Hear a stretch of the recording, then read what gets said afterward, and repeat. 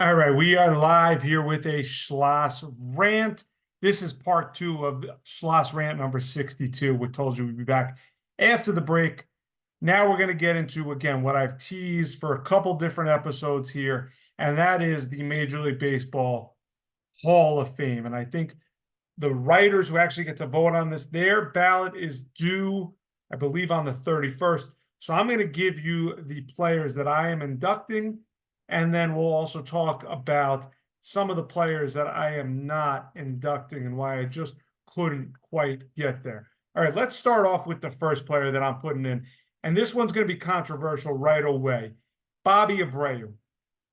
He was only at about 16% last year, so I understand the negative sentiment.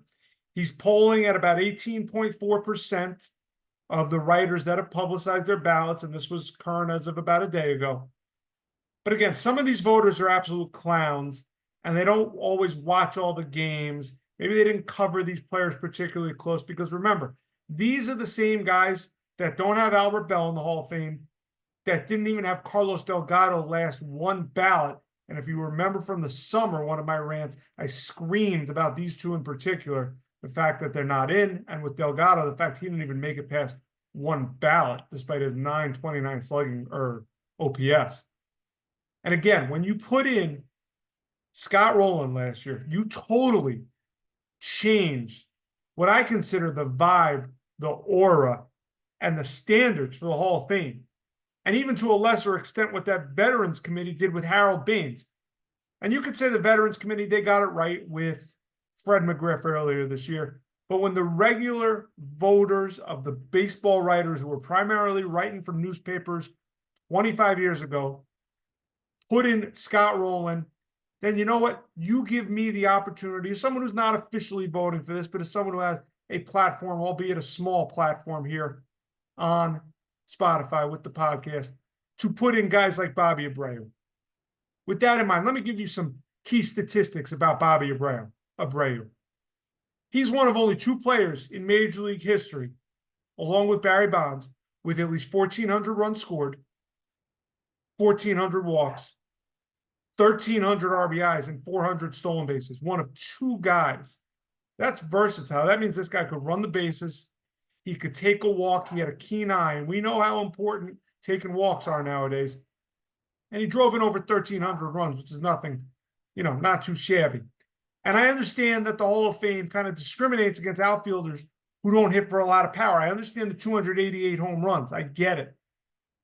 But that type of versatility is unmatched. Another thing that puts him in some unmatched players here. He's one of only 8 players all time with at least 8 seasons of 100 runs scored, 8 seasons with 100 RBIs, and 8 seasons with 100 walks. The other guys in there, pretty impressive names. Barry Bonds, Lou Gehrig, Mel Ott, Babe Ruth, yeah, the Bambino, Frank Thomas, Jim Thome, and Ted Williams. So I believe overall, this is a guy who had a 393 on-base percentage. I think his batting average was around 290 something for his career. Again, the home runs weren't quite there with only 288 of them. But the versatility, the runs, plus the steals, plus the ability to take a pitch, something that we all know is very important nowadays, Bobby Abreu gets my vote. Next guy, Omar Vizquel. Listen, there is a lot of off-the-field issues with him right now. Okay, and I'm not taking that type of stuff into consideration. I understand the Hall of Fame voters, they're asked to, weigh character and all this other stuff. But Ty Cobb, that was not exactly a man of high character. We'll leave it at that. This is a guy with over 2,800 hits. And notice, with Vizquel, you think defense, but the first thing I'm mentioning is offense. Over 2,800 hits. He's the only non-steroid, non-Pete Rose guy with that many hits to not be in the Hall of Fame. The Hall of Fame the voters, they set a precedent. They put in guys who were glove first, like Luis Aparicio. Look him up to steal, a mad dog line there. Ozzie Smith. Go compare Vizquel to Smith. It's not even close. He's got double the home runs. Batting average is 10 points better. His on-base percentage is way better. So you've set the precedent. And again, a lot of my votes come down to precedents that have been set. And the precedent is that you're okay putting in a defense first shortstop. I get the Bill James defensive metrics have him, like as an average defender. All right, but he still won 11 gold gloves. Still had over 2,800 hits. It's hard for me to keep him out. And again, I have to keep referencing Scott Rowland because that was a guy who I didn't think belonged anywhere near the Hall of Fame. And you put him in. I even read something today where one of the voters was saying something to the fact that when he first started voting, he really viewed it as more of a small room situation, but now he puts 10 people a year on his ballot. All right. So in that scenario, keeping it consistent with that, and yet again, keeping it consistent with the fact that you put Scott Rowland in voters, I'm putting in Omar Vizquel. That's number 2. Next guy, Andrew Jones. This is another guy where his defensive acumen is going to be good enough to get him in there. But I'm going to start off mentioning the fact that he hit over 430 home runs, which is not a slouch for a center fielder. He was at 58% last year, 65.3% so far this year as of, I believe, last night, like I said. Among players with 10 or more Gold Glove awards, only Willie Mays, Ken Griffey Jr., and Mike Schmidt have more home runs. Those are some pretty darn good players. 2 players at a premium defensive position with the center fielders with Mays and Griffey Jr., and Mike Schmidt, a third baseman there, of course. From 98 to 2006, his last 9 years with the Braves, all of them above 24 home runs, all of them above 80 RBIs, plus you throw in a 51 home run year he had in 2005. The guy's in the Hall of Fame, if I had the vote. And again, he's trending towards it. He might not get in this year, but he's definitely trending towards that number. All right, the next guy. And I'll come right out and say it. He has a tinge of, tangential possible steroid Balco use due to a cream that he rubbed on his leg. But the year that he was accused, or that he admitted it in front of a grand jury, he only had 25 home runs, and that's Gary Sheffield. All right, he claims he didn't knowingly take it. Again, there's guys in there right now, like Piazza, like Pudge Rodriguez, where there's been rumors. So it's tough for me to keep Sheffield out where, he admitted he took something. He didn't think it was steroids. It's tough for me to keep him out in this scenario. This is his last year on the ballot, his 10th year. He had about 55% last year. He's trending towards, he's looking like he's going to get it. It'll be quite a big jump, but he's at about 73.5% so far this year, again, as of yesterday. I think his biggest problem, though, is that he played for 8 teams. That's a lot. Goose Gossage played for a lot of teams. He's in the Hall of Fame. Lee Smith played for a lot of teams. He's in the Hall of Fame. Those 2 guys, though, what they have in common is that they are relief pitchers. It's uncommon that guys who aren't relievers, who are going all over the place, bouncing from team to team. I mean, Lee Smith and Goose Gossage both played for the Yankees. Sheffield also played for the Yankees. But again, these are just guys who played for a lot of teams. It happened that they played for the Yankees. I guess I'm just bringing it up to highlight the fact they've played for so many teams. When you think Lee Smith, you don't think about him as a New York Yankee. Goose Gossage, you definitely do think of him as a Yankee for sure. But Sheffield, again, the problem, he doesn't have one particular fan base or one group of voters from a city who were writing for these newspapers, and it was newspapers when he was playing, backing him. The longest tenure he had was 6 seasons with the Florida Marlins. And he won a World Series with them. So again, it's not like he did nothing for the Florida Marlins. He hit 320 during that postseason where he won the World Series. This is a guy who's pretty consistent throughout his career. And again, possible, or what he admitted to, not knowing taking it, but just for 1 season, and kind of had a falling out with Barry Bonds, who hooked him up with it anyway. But again, David Ortiz is in the Hall of Fame. Rumors with Pudge, rumors with Mike Piazza. So again, 8 seasons for Sheffield with 30 or more home runs, 8 seasons with a 300 average or higher. He's won Silver Slugger awards at multiple positions. Yeah, he was a third baseman. Look it up if you didn't know that. Won a Silver Slugger award with the Brewers playing the hot corner in 1992. He won 4 of them as an outfielder. let's be honest though, he's not in there because he was a jerk to the media. He started, stuff everywhere it was, whether it was Milwaukee, San Diego, the Yankees, the Braves, the Dodgers. So he doesn't have that one fan base beating the drum for him, because there's not a whole lot of Florida and Miami Marlin fans. So I think that's what's working against him. But over 500 home runs for his career. I think he drove in over 1,600 runs in his career. It's his last year on the ballot. Writers, do the right thing. Put this guy in the Hall of Fame. And I'm not just saying that because he was a former New York Yankee and he had a top 2 finish in the MVP in 2004. Next guy, another former Yankee, Carlos Beltran. Another guy, played for a million teams. And I understand you're going to bring up 2017 and me above anyone who screamed about the Astros for years and years and years, that they cheated the Yankees out of the World Series. But you got to remember, he was a player. It was the manager, AJ Hinch, I'm talking to you, his job to put the kibosh on it right away. The GM, I don't even remember his name because he had a baseball. His job to cancel all the cheating scandals because Beltran was still a player, 40 years old, for the 2017 Astros. So if we can get by that, I think he's got a legitimate case. And again, played for a million teams, but he's got enough. You think of him really as an Astro, and he was barely even there. I think he's only been there for either 2 or 3 years. So yeah, I think really only 2 years. I think 04 and then in 17. So you think of him as an Astro because he dominated the 04 postseason with all those home runs, and of course winning a World Series finally with the Astros. But he bounced around. I mean, Royals, Astros, Mets, Giants, Cardinals, Yankees, Rangers, bounced all over the place. But he's got 435 home runs in his career, one more than Andrew Jones, who we mentioned earlier. He had, to my count, and I could be off, but 12 seasons that I consider Hall of Fame type years, 25 homers, 85 RBI. So again, similar to what I mentioned with Andrew Jones. He's a career 307 postseason hitter, and I think that's kind of what puts him over the top for sure, doing it as a switch hitter.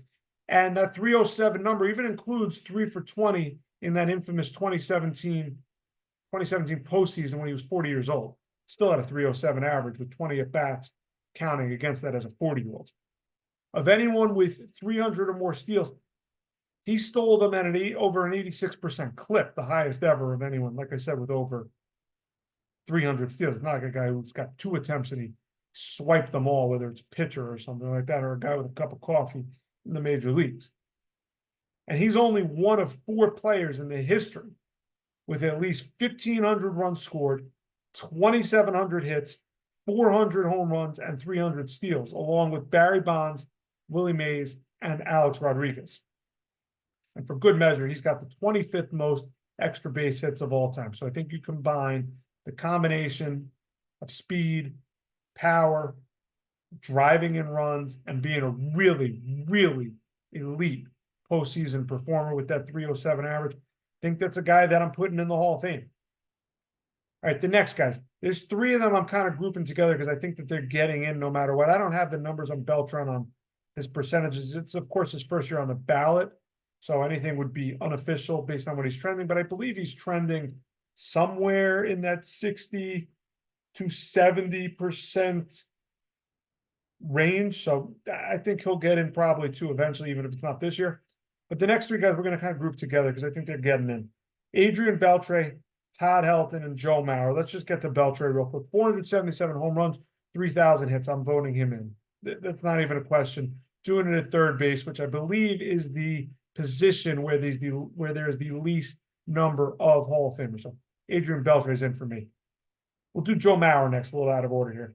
Mauer is the first player ever, in my mind, who somehow I would consider a bust, but is also a Hall of Famer, just based on the sheer fact that his last 5 years, he was unable to really go behind the dish and catch, but he had such a dominant early tenure as a catcher doing it offensively. So again, I mean, he didn't live up to that big contract because he was over there playing first base and DHing and really didn't provide a whole heck of a lot of power, but he just did things as a catcher where He was dominant, and the numbers definitely back it up. I mean, he won 3 batting titles as a catcher. He did that in a 4-year stretch. He had 6 seasons with an over 400 on base percentage as a catcher. You look at guys catching now, I mean, they're in there probably because they can run, either they don't do very much as a hitter, or they're a guy who can hit the ball out of the ballpark occasionally, but have like a 290 on base percentage. It's a guy who 6 seasons he was in there with a 400 on base percentage as a catcher. Led the American League in on base percentage twice, 2009 AL MVP, and he's the only catcher in history with at least 2,000 hits, a 300 batting average, and a 380 on base percentage. So he did things that, again, as a catcher, will probably not be seen again. Be interesting when Buster Posey's on the ballot, because I think his numbers are similar, without totally knowing off the top of my head. And Buster Posey, won 3 championships now, or not much with the Twins. I mean, I don't even think he won a postseason game with the Twins. So I think he did things as a catcher where they're unbelievable. But again, a guy who I'm putting him in the Hall of Fame, and the voters definitely are putting him in too. But you kind of look at his career as a bust, which it's just insane. I guess a bust, the end versus the precedent he set in the beginning. All right, the next guy, Todd Helton. This guy's got a 953 OPS. So, you think of Todd Helton and the Rockies. Larry Walker played a large part of his career with the Rockies. He's in the Hall of Fame. It's tough to, weigh in that Coors Field high altitude scenario, but his numbers on the road are good too. This is a guy with a 287 average on the road, 386 on base percentage. His home numbers are just stupid, 345 average, 441 on base percentage. So yeah, I'm calling him kind of a product of Coors Field, but when you average it all together, you got a guy with a 316 average, a 414 on base percentage. I understand the power is not quite all where you would want it to be, but let's not act like Coors Field is the only hitter-friendly ballpark since 1903. So he's trending at 85.7%, now as of last night. Last year only at 72.2%, so almost in the Hall of Fame last year. And I think, again, you have the 953 on base percentage, you're in the Hall of Fame in my book for sure, even weighing in that Coors Field. Finally, A-Rod. Listen, I've mentioned this before. I've mentioned this over the summer. Precedents have been set. David Ortiz failed that 2003 survey testing. So did A-Rod. Name for me the union and MLB negotiated steroid drug test that Alex Rodriguez failed. He never did. I'm not here to say that he didn't use words, because he admitted to it. But the numbers are just too supreme to lead out. I don't even need to go into them. 680 plus home runs, 2,000 runs knocked in, just a dominant player.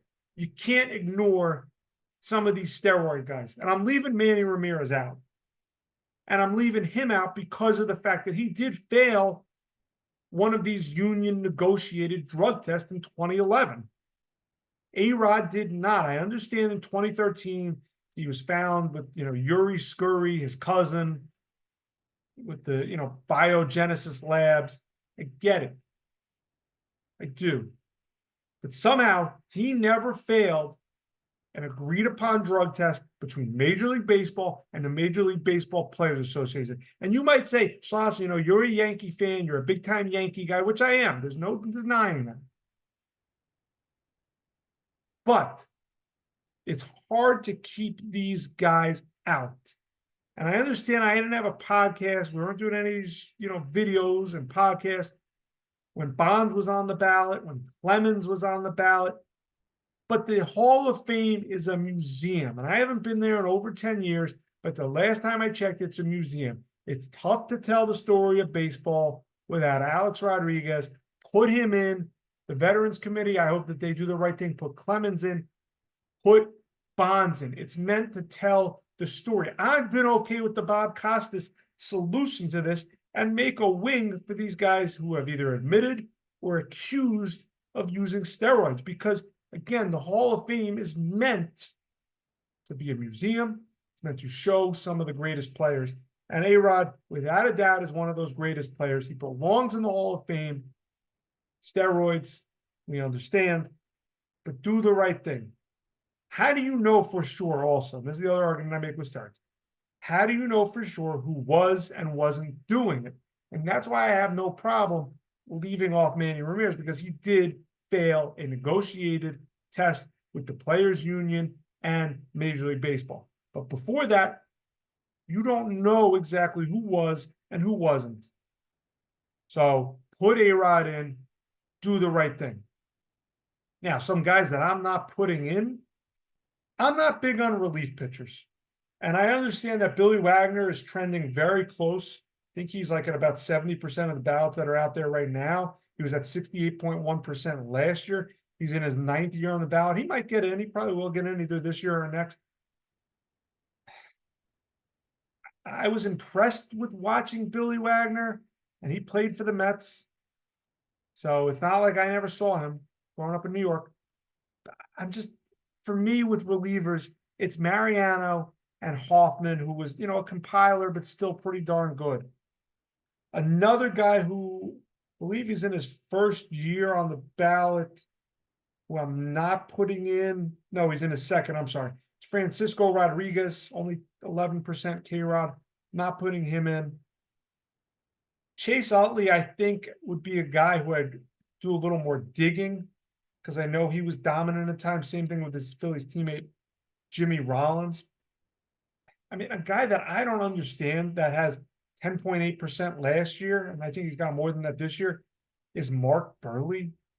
Listen, I know he threw a perfect game, but this was an innings eater.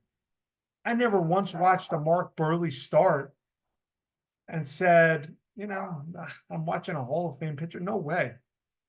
And the same goes for Andy Pettitte. So don't act like I have all this big Yankee bias. The same thing goes with Andy Pettitte. He was a clutch pitcher. He was a great pitcher. He was amazing in '96. I watched every big game that this guy ever pitched, including the ones with the Astros in that '05 World Series. I never thought to myself I was watching a Hall of Famer. I thought I was watching a really, really good player. And again, I'm not too worried about him taking PEDs once.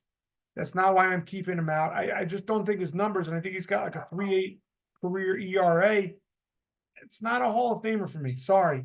So it's not, my Yankee bias, my pinstripe glasses can only go so far here.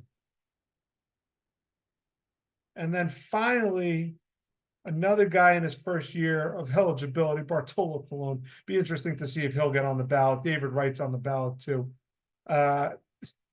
Victor Martinez, Brandon. I mean, these guys, they have no shot. It'll be interesting, and I bring up these guys like this. It'll be interesting to see who's the one homer that covered this guy, and some of these guys, and they were nice to them from a writer standpoint throughout their career. Always like to see who the one random guy is that gets like a vote, and it's like, oh, they gave me a quote one time. I'll throw him a bone and give him a vote. Matt Holliday's another guy first year who maybe stays on the ballot. Adrian Gonzalez, same thing, but I don't see it. So my ballot, in summary here, we got Todd Helton, we got Andrew Jones, we got Gary Sheffield, we got Beltran. Yes, we have Alex Rodriguez. Yes, we have Omar Vizquel. We have Bobby Abreu. We have Beltre, and we have Mauer. So let's see, that's 1,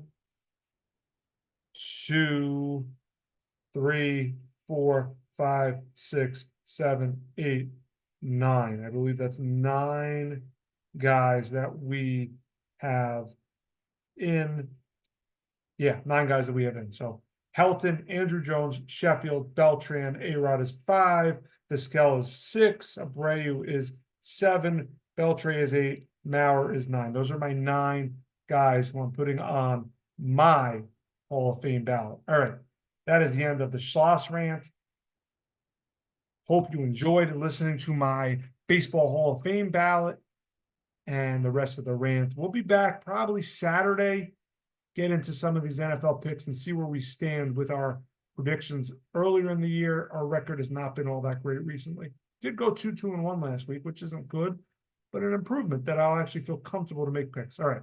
/rant live, Philadelphia suburbs. We'll see you later, everyone.